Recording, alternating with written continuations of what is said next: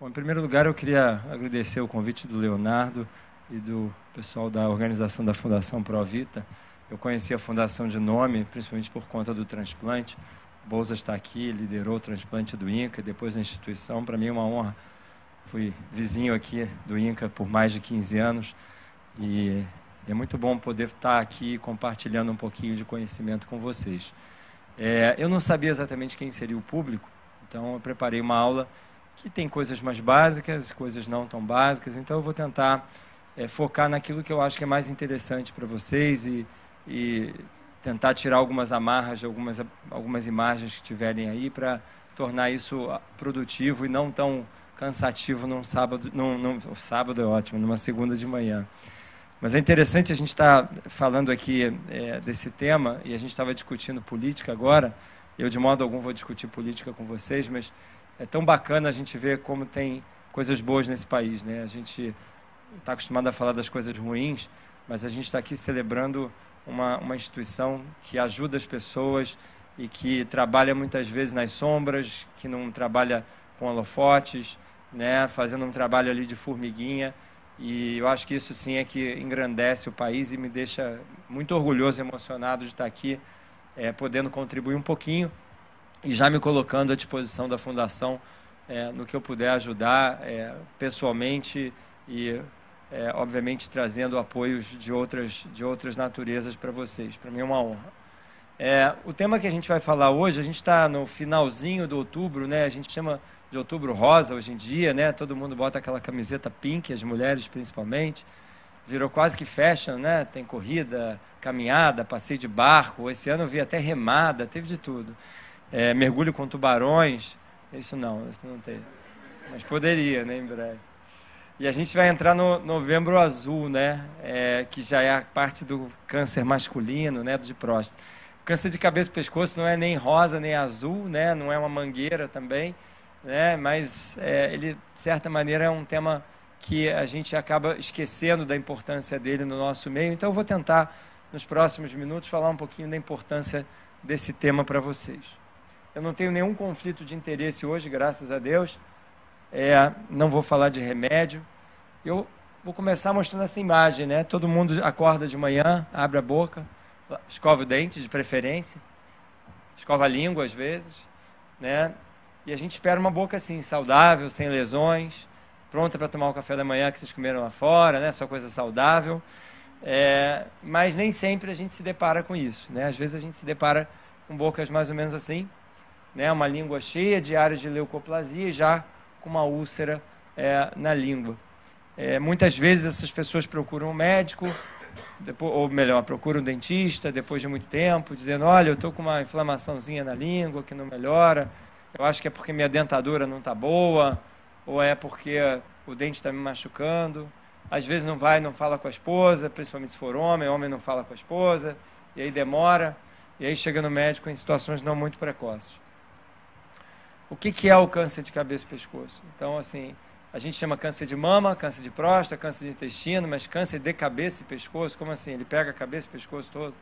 Não, na verdade é porque é uma região do corpo, né? Então, quando a gente fala câncer de cabeça e pescoço, a gente está falando de uma série de tumores que ocorrem no que a gente chama de trato aerodigestivo superior, né? Os mais conhecidos são o câncer de boca, né, que eu mostrei para vocês, qualquer parte da boca, na língua, no assoalho da boca, na gengiva, no céu da boca, na amígdala, né, que a gente chama de orofaringe, inclui também a base da língua, às vezes atrás do nariz ou mesmo nas fossas nasais, e vai até as cordas vocais e até um pouquinho mais embaixo. Então a gente está falando de uma gama de problemas que podem acontecer e que atingem coisas muito preciosas, né, porque vão atingir respiração, fala, deglutição, timbre de voz, dor para engolir. Então são coisas assim muito óbvias, né? Às vezes não tão silenciosas quanto, por exemplo, ter um problema no intestino, que às vezes você vai ter e não vai perceber. Também pequenininho, eu não sabia como é que ia ser a sala, mas eu vou tentar falar para vocês o que está escrito ali. Basicamente, apesar de não ser tão famoso, o câncer de cabeça e pescoço está ranqueado entre o quinto e sexto câncer mais comum, o sexto tipo de câncer mais comum. Ele ocorre em todas as partes do mundo, mas, por exemplo, nos Estados Unidos, isso passa de 50 e poucos mil, 55 mil casos ano. Aqui no Brasil, o câncer de boca está sempre listado entre os 10 mais comuns. E mundialmente falando, a gente tem mais de 700 e poucos mil casos por ano. Então não é de modo algum uma doença rara, apesar de não ser uma doença tão fashion, né, quanto o câncer de mama, né? Ninguém fica vestido de camiseta rosa e diz, olha, eu tenho câncer de língua, mas é uma doença extremamente frequente nos consultórios, seja médicos, dentários ou cirúrgicos. Aqui mais ainda não vai dar para ver, mas é só para mostrar para vocês que a incidência varia muito de países para países. Então, o Brasil tem uma incidência X, a China tem uma incidência Y, nos Estados Unidos, e muda muito de região para região. Então, por exemplo, algumas regiões, por questões ligadas a consumo de álcool e cigarro, podem ter uma incidência muito maior do que outras, por exemplo, como a gente vai mencionar. Existe uma tendência, no geral, de redução da incidência desses tumores, seja os tumores de boca, seja os tumores de laringe. Pelo menos nos Estados Unidos, onde a gente tem dados muito certinhos, essa incidência tende a diminuir nos últimos anos, com uma exceção que eu vou falar muito para vocês, que são os tumores de orofaringe causados por um vírus que vocês já ouviram falar, chamado HPV. Então a gente vai falar muito de HPV nos próximos minutos. Diferente de outros tumores, então, por exemplo, câncer de mama, todo mundo aqui já deve ter feito uma mamografia ou um ultrassom de mama. A gente procura coisas bem pequenininhas na mama. E a gente sabe que o câncer de mama, ou mesmo câncer de intestino, ou câncer de pâncreas ou de pulmão, eles são tumores que podem se espalhar muito rápido. Os cânceres de cabeça e pescoço, eles têm uma evolução diferente. Eles crescem, eles invadem, eles dão muita metástase, que a gente chama em gânglios, muito área regional, mas eles não se espalham para outros órgãos tão rápido. Pode acontecer, mas não é tão frequente. Então, a maioria dos tumores vai estar localizado ou loco-regional, como a gente chama, ou localmente avançado. São tumores ainda passíveis de cura, com tratamentos variados, que a gente vai rapidamente pincelar, não vamos entrar muito no assunto. Essa é uma frase interessante, que ela diz o seguinte: os genes, eles dão a carga para a arma, mas o que aperta o gatilho são os hábitos de vida da gente. Ou seja, independente do histórico que você receba, seja da sua família ou até das alterações genéticas que você carregue com você, o que faz com que você desenvolva a doença ou que você passe a manifestar a doença, muitas vezes, é o estilo de vida que você tem. E isso, para esses tumores, é extremamente importante. Então, não basta ter uma história familiar, câncer de cabeça e pescoço, a gente não se preocupa muito se o pai, sua mãe, se o tio teve, porque são muito ligados a coisas que a gente vai recebendo durante a vida ou vai fazendo durante a nossa vida. Diferente, eventualmente, de um câncer de intestino, que pode ter uma história familiar muito forte, ou um câncer de mama, que pode ter uma história familiar muito forte. O que causa essa doença, então? Ou melhor, o que causa esse conjunto de doenças? Principalmente cigarro. Em qualquer forma que vocês puderem imaginar. Não existe cigarro bom, não existe cigarro menos ruim. Então, cigarro, cigarrilha, cachimbo, o que vocês puderem imaginar causa câncer de cabeça e pescoço. Eu vi que vai ter uma matéria, não sei se na Globo News, falando sobre cigarro eletrônico. Né? Cigarro eletrônico faz mal igual qualquer outro tipo de cigarro. É só uma maneira mais bonita de vender um veneno.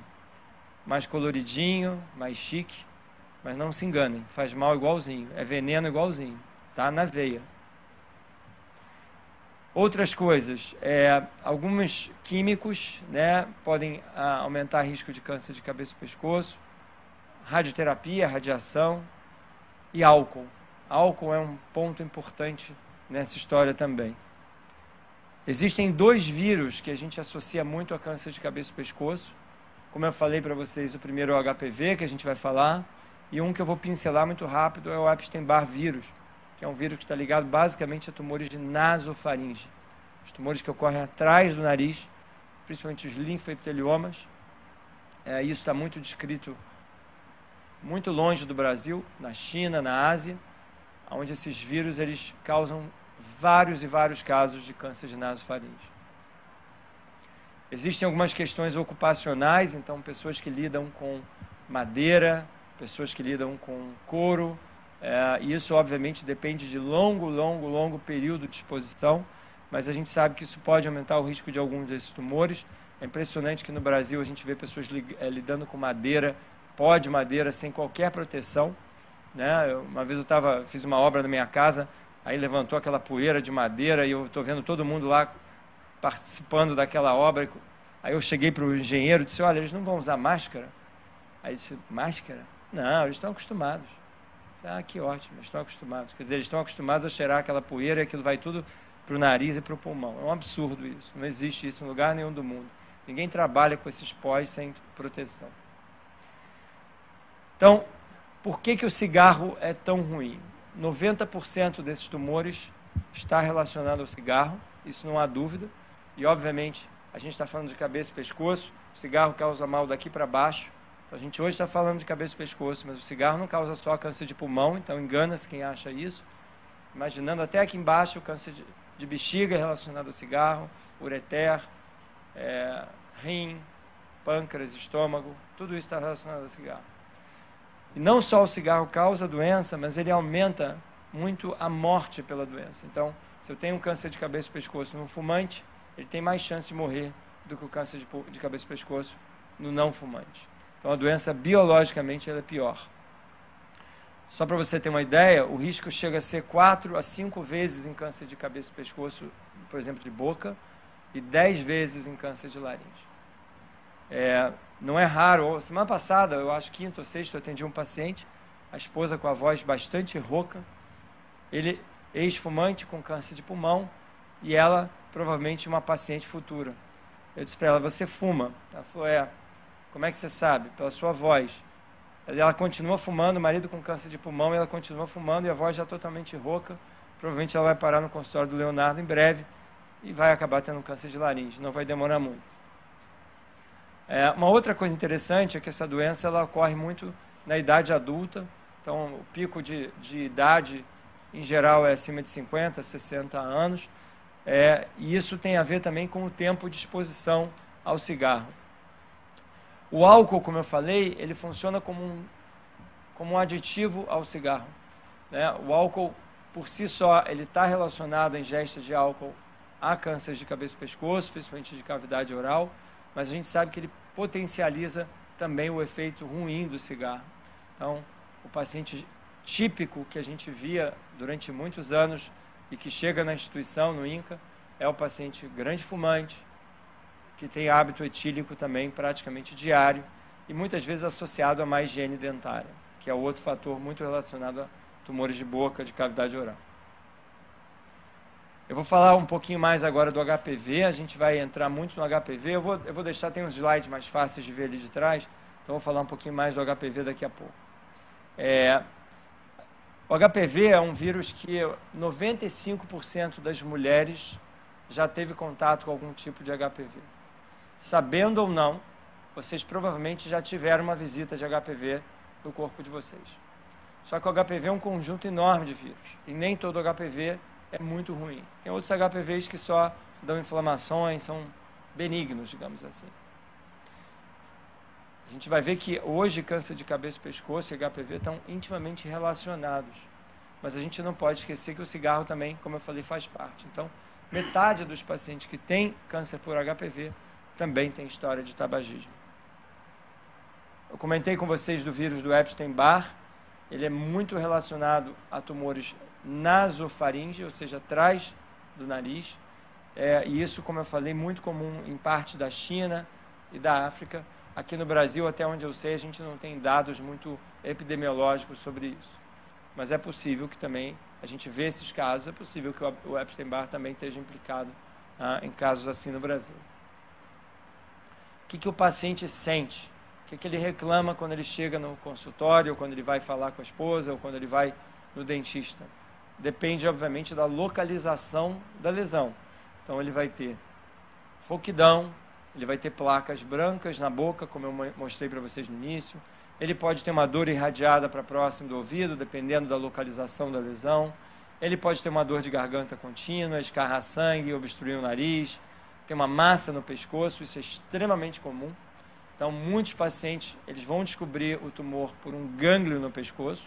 Então, eles às vezes estão se barbeando, ou estão no banho, ou mesmo algum colega chama atenção, e eles têm um abaulamento no pescoço, e aquilo já é, geralmente, um sinal de um gânglio metastático. Perda de peso, dor para engolir, isso obviamente vai acabar acontecendo, principalmente em situações onde a doença vem mais avançada. O que demora, o que faz com que haja demora no diagnóstico da doença?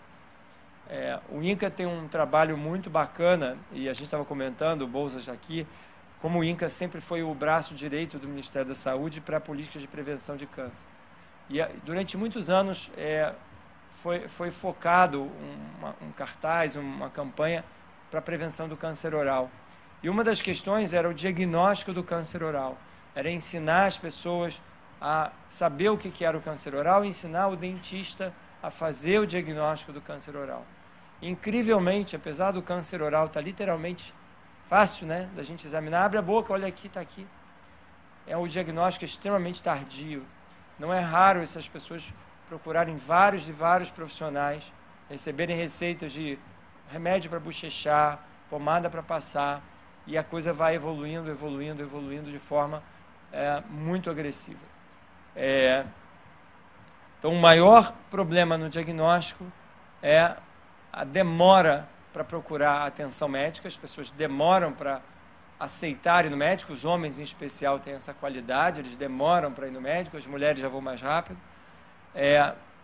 O erro no diagnóstico, o médico errar o diagnóstico, e o fato de que muitas vezes a doença pode ficar sem grandes sintomas, principalmente se ela se apresentar, por exemplo, com uma massa no pescoço, e às vezes o tumor não for tão grande e em local tão doloroso assim. Como é que a gente trata a doença? Bom, obviamente o tratamento vai depender do momento em que eu encontro. Se é uma doença bem inicial, a cirurgia vai ser resolutiva, na maioria dos casos vai ser uma cirurgia menor.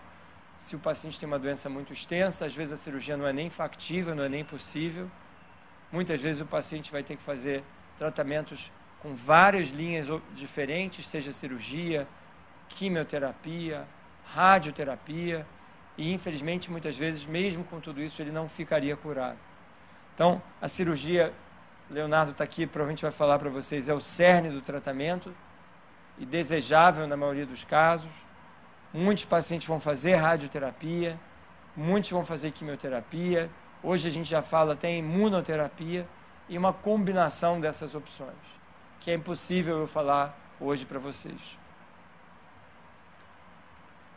Qual é a chave para se curar a doença? Não é tão complicado. A primeira chave da prevenção da doença é parar de fumar. Não existe outra forma melhor do que cortando o mal pela raiz. E a melhor maneira é parando de fumar. É incrível que hoje, com a quantidade de informação que existe sobre o cigarro, as pessoas continuem fumando e achando que isso é propaganda enganosa, que alguém deve ter alguma raiva da Souza Cruz e por isso acha que a pessoa não deve fumar. Eu poderia dizer, continuem a fumar e enchem nossos consultórios, mas isso seria um absurdo. Eu não quero que as pessoas fiquem doentes. Parar de fumar é a melhor opção. Algumas pessoas dizem, doutor, mas eu vou parar de fumar e não vai adiantar nada. Por um lado, sim, por outro lado, não. A gente sabe, por exemplo, que quando você para de fumar, dependendo da quantidade de cigarro que você fumou na sua vida, você pode ter que esperar até 30 anos para o teu risco de ter câncer de pulmão ser o mesmo, por exemplo, do meu, que nunca fumei. Só que, por outro lado, a gente sabe que pessoas que continuam a fumar têm pelo menos 4 vezes mais risco de morrer da doença do que aquelas que não fumam mais. Então, parar de fumar é sempre importante. Né? Então, se você continuar a fumar, a tua chance de morrer da doença vai ser pelo menos 4 vezes maior. Ou seja, se alguém tem na família... Vamos lá, quem tem na família alguém que fuma? Levanta o dedo. Caracas, hein? Vocês têm um trabalho. Quem fuma? Eu juro que eu não apedrejo. Eu juro. Seu pai. Aqueles outros que estão com o cigarro no bolso guardaram. Não, não, não. Bom, então, vários de vocês, pelo menos 30%, 40%, tem alguém em casa fumando. Isso é gravíssimo e vocês, como profissionais de saúde, têm um dever, que é promover saúde. Promover saúde significa orientar, né? Vocês têm que ser capazes de orientar a pessoa e dizer assim, olha, você quer se matar, você se mata, mas então vai embora de casa. Estou mandando meu marido embora não, tá? Se bem que é uma boa desculpa.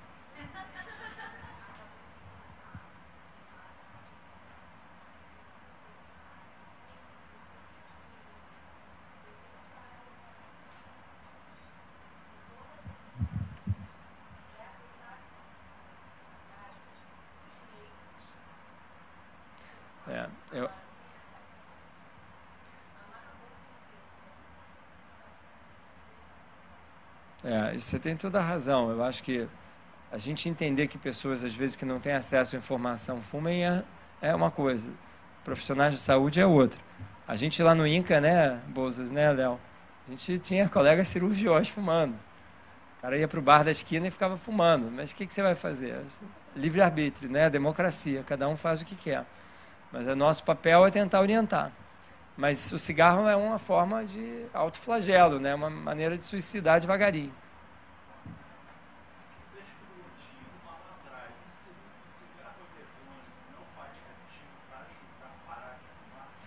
Muito bom. Então, existe o cigarro, eu não sou expert no assunto, mas existe o cigarro que foi criado, o cigarro eletrônico, para gerar o hábito, né, da pessoa fumar e tal. Esse é inócuo. Esse é uma brincadeirinha, só um fake, né? Mas existem hoje os cigarros eletrônicos reais, que a pessoa bota sachês ali, que são sachês teoricamente mais puros, ou não sei o que de nicotina, eu também não entendo de todas as variáveis, mas isso é vendido e os jovens, vários no mundo, estão usando. Aí é um cigarro que contém substâncias dentro. É diferente daquele brinquedinho eletrônico que faz com que a pessoa bote na boca só para fingir que está fumando.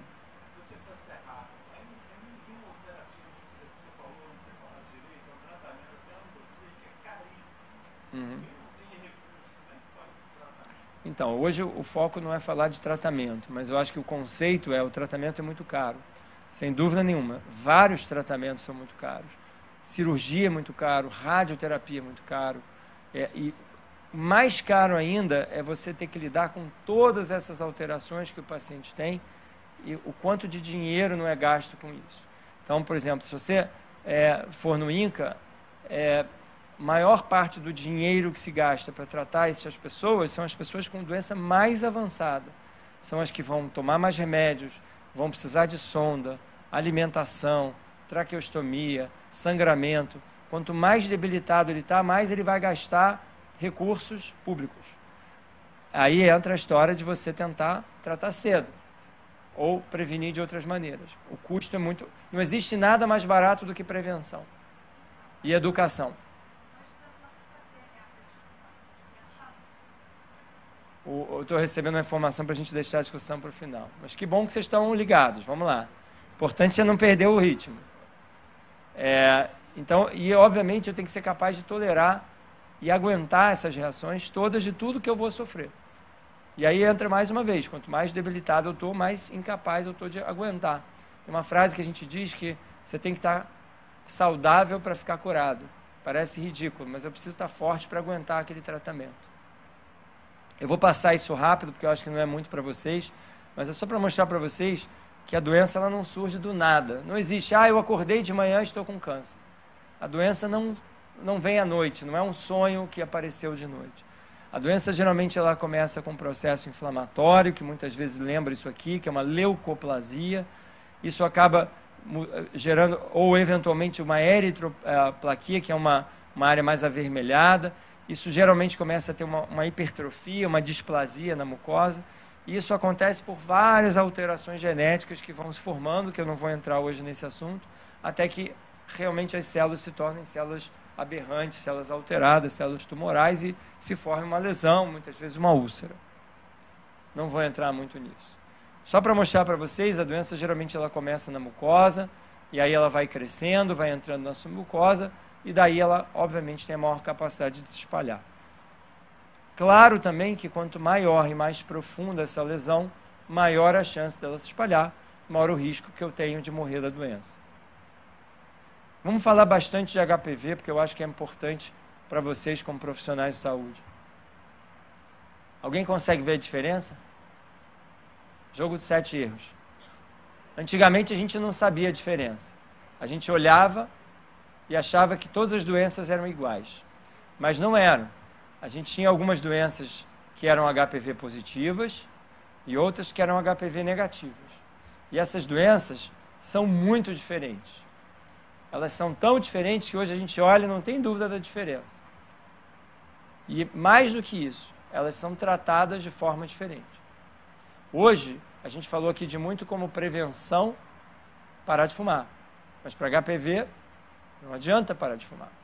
Como é que se previne HPV? Eu vou evitar essa discussão, porque isso vai virar uma discussão sexual, e essa hora da manhã não é bom. Mas uma das maneiras é com vacinação, né? A gente viu várias coisas na mídia falando sobre vacinação, e muitos dos filhos de vocês provavelmente já foram ou vão ser vacinados contra HPV. Então, o que é o HPV? É um vírus pequeno, que tem basicamente 130 tipos, só dá em humanos, causa muitas infecções, desde verrugas, condilomas, infecções no colo do útero,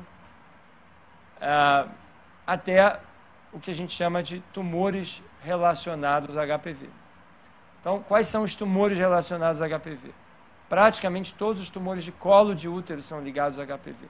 É interessante, né, porque a gente começou aqui falando de câncer de cabeça e pescoço, mas você vê como a medicina ou como a vida, ela vai em círculos, né? A gente aqui não está falando só de câncer de cabeça e pescoço, então o conceito vale para outras coisas. Praticamente 100% dos cânceres de cérvix uterina são HPV relacionados. Mais da metade dos cânceres de ânus, vulva e vagina, pênis. Os cânceres de boca, poucos deles, a maior parte de cigarro e álcool. E no caso do câncer de orofaringe, essa curva aqui já está meio desatualizada, essa tabela, mais da metade, provavelmente, dos cânceres de orofaringe são relacionados a HPV. Basicamente, o HPV do mal é o HPV 16. Esse é o pior de todos, esse é o que dá mais de 90% dos tumores. E, em segundo lugar, o HPV 18. Mas, basicamente, o pior deles é o 16. Qual a diferença? Quando o médico olha a imagem no microscópio, o tipo de arranjo celular é diferente e são feitas algumas marcações que podem ser feitas por imunohistoquímica, hibridização, PCR, não importa isso aqui, mas basicamente você consegue fazer inclusões e ver marcas, entre aspas, do vírus ali naquele material que foi retirado. Isso aparece assim, bem colorido quando o médico faz a coloração, que a gente chama de coloração para P16, que por acaso parece que tem a ver com HPV16, mas não é. É para ver um determinado gene, uma determinada ativação de uma determinada proteína que chama P16. Por que esse tumor é tão importante? Então, basicamente, ele dá na orofaringe. Orofaringe significa as amígdalas, a base da língua e o palato mole, né? Ali onde tem a úvula, a campainha. Principalmente na amígdala. Geralmente eu vejo na base da língua quando a pessoa já é amidalectomizada de infância. Vocês não são da geração de amidalectomizados, a maioria de vocês, mas tem uma geração mais velha que vocês, onde a amidalectomia era feita quase que de rotina em crianças. Então a gente vê muito tumor de base de língua nessas pessoas amidalectomizadas. Eles são tumores muito agressivos, pouco diferenciados. Tumores que muitas vezes dão metástases cervicais enormes, muitas vezes císticas, parece uma bola líquida, às vezes parece até uma infecção, parece até um abscesso. Muitas vezes o tumor primário é pequeno, mas o gânglio é bem grande. E às vezes até a gente não consegue encontrar o tumor primário, só vê a metástase. Isso é característico desses tumores. O que mais é característico? A idade geralmente é mais jovem, predominância sempre em homens. Fator de risco, comportamento sexual. Muitos de vocês são casadas, não é? Sim ou não? Há muitos anos? Sim. Muito bem. Já tive brigas conjugais por causa disso no consultório. A pessoa diz assim, mas como meu marido tem HPV, doutor? Eu estou casado com ele há 40 anos. Eu nunca tive nada. O HPV é um vírus silencioso, igual ao vírus da herpes. Então você pode se contaminar com o HPV em algum momento da sua vida e simplesmente não manifestar o HPV. E o HPV tem relação com vida sexual. Quanto maior o número de parceiros eu tive, maior o risco. Sexo oral aumenta o risco. Eu não estou querendo dizer que ninguém vai ter que mudar a sua vida sexual em casa quando chegar hoje. Mas basicamente, infelizmente, a maneira como eu me relaciono sexualmente aumenta o risco de HPV. Então, número de parceiros de sexo oral, história de doença sexualmente transmissível, tudo isso aumenta o risco de HPV. E, infelizmente, a gente hoje vê uma geração jovem que não sabe o que é AIDS, que não lembra o que aconteceu na década de 80 e acha que AIDS é uma coisa que você trata com comprimidinho e não tem ideia da gravidade que é a AIDS. Durante muitos e muitos anos, se fez apologia para uso de camisinha, para cuidado em relação sexual, para diminuir não só doenças sexualmente transmissíveis, mas também a AIDS, que era uma doença 100% letal. Hoje, graças a Deus, a AIDS é controlável, mas ela continua sendo uma doença muito grave. Mas o que eu vejo dos jovens é que eles esqueceram da camisinha. Eles esqueceram de se preocupar com a quantidade de parceiros e como eles se relacionam. E isso aumenta muito o risco dessas doenças, mas também de HPV, também de hepatite C e assim por diante. HTLV, que é um outro vírus mais complicado. A boa coisa é que, apesar de ser uma doença muito comum, muito grave, ela responde melhor aos tratamentos. Eu não tenho aquele estigma do cigarro no paciente, muitas vezes, e o paciente tem um melhor prognóstico. Então, ele tem muito mais chance de cura. E essa chance de cura pode ser até 100 vezes maior.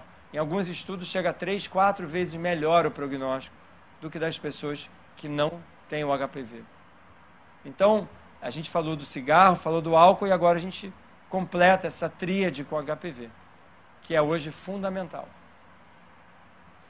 É interessante quando a gente olha, isso é um dado de registro americano, que vai até 2004, e a gente vê aqui uma incidência de tumores não relacionados a HPV caindo e tumores HPV relacionados aumentando em termos de câncer de orofaringe nos Estados Unidos. E aqui vocês veem na Europa, no Japão, a incidência de HPV aumentando, tumor relacionado a HPV. Então isso é uma endemia, isso é muito grave.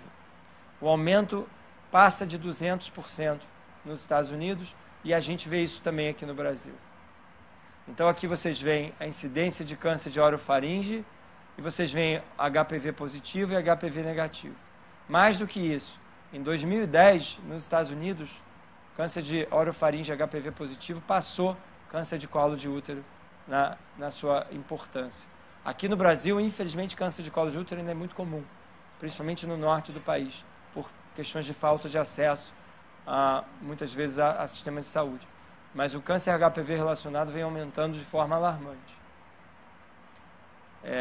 Então, a prevalência varia de 20% até 90%. Estima-se que, se a gente fizer um swab da boca de todo mundo aqui, pelo menos 40% a 50% vai ter HPV na boca. O que não quer dizer que vocês vão desenvolver câncer de orofaringe, fiquem calmos. Mas quer dizer que vocês já tiveram contato com o vírus. Isso é bem comum. Não necessariamente com este HPV-16, mas com o HPV em geral. Então, como eu falei para vocês, existe uma melhora da sobrevida dos pacientes quando tem HPV, então é uma coisa que, por um lado, é bom. Aqui, basicamente, são vários estudos com diferentes formas de tratamento, mostrando que todos os pacientes nesses estudos, quando eram HPV positivos, tinham mais chance de cura do que os HPV negativos. Independente do sítio anatômico, isso é realidade. Um dos motivos pelos quais esses pacientes respondem melhor, tem vários, na verdade. Primeiro, se eu não tenho cigarro e eu tenho HPV, eu não tenho tanta chance de ter um câncer de esôfago, ou um câncer de pulmão, ou doença coronariana, e acabar morrendo de outras mazelas causadas pelo cigarro. Segundo, a minha chance de outros tumores também é menor, inclusive na região de cabeça e pescoço. E pelo fato do tumor ter uma índole diferente, uma biologia diferente, a resposta que ele tem aos tratamentos é muito melhor. Então, semana passada, eu estava com um paciente que foi operado, ele tinha feito quimioterapia, era HPV positivo, e na cirurgia não tinha mais tumor. Com 3 meses de quimioterapia, sumiu o tumor todo. E ele foi operado, mas provavelmente vai ficar curado disso. Então, é um tumor que é muito mais sensível aos tratamentos que a gente aplica. Então, uma das coisas que a gente faz hoje nesses tumores é evitar ao máximo mutilação. Não se mutila esse tipo de paciente, porque a chance de cura é alta, e são pacientes jovens e que têm uma capacidade de voltar à sua vida produtiva, trabalho e família e parte social. Então, os fatores prognósticos desses pacientes são muito melhores, eles são mais jovens, o estado geral é melhor, não tabagistas, mas isso não responde por todo o benefício que a gente vê. Ou seja, mesmo o paciente, entre aspas, sendo melhor, mais fit, né, isso não justifica a melhora do prognóstico. A melhora é causada pelo vírus, realmente. São mais sensíveis à rádio, à químio, a maior controle locorregional e menor taxa de outros tumores. O ganho proporcional, então, é independente do tipo de tratamento que eu der. Qualquer tratamento que eu der, ele vai melhor com HPV. O risco de morte, como eu falei, chega a 60% menos, e a diferença de sobrevida em 5 anos, ou seja, quantas pessoas vão estar vivas em 5 anos, é mais de 30%, contra o HPV negativo. Isso fez com que muita gente passasse a testar esses tumores. Então, a gente hoje, quando atende esses pacientes, a gente testa de rotina o HPV para ver se o HPV é positivo. E isso está recomendado em vários guidelines, eu não vou entrar nesse assunto. Isso é um sumário, está muito cheio, vocês não vão conseguir ler ali atrás, mas eu vou passar isso e dizer para vocês o seguinte. Basicamente, essa é uma doença que pode ser identificada precocemente, pode ser prevenida com mudanças de hábito que não são complicadas. E se ela for rapidamente diagnosticada e principalmente prevenida, a chance de cura e de sofrimento humano é muito menor. Quando, infelizmente, essa doença não é diagnosticada cedo, quando, infelizmente, o paciente não tem boas condições, o estado geral muitas vezes é ruim, o que se vai gastar é muito e o que se vai sofrer é muito. E muitas vezes esses pacientes vão morrer, e às vezes morrer de maneiras muito feias, vão morrer com úlceras, vão morrer com sangramento, vão morrer com caquexia. Então, infelizmente, eu não mostrei essas fotos porque segunda de manhã não queria estragar a semana de vocês, mas o que a gente vê na prática, no Sistema Único de Saúde, especialmente, é muito feio. Então, era mais ou menos a mensagem que eu queria passar para vocês. Obrigado e a gente fica para perguntas depois.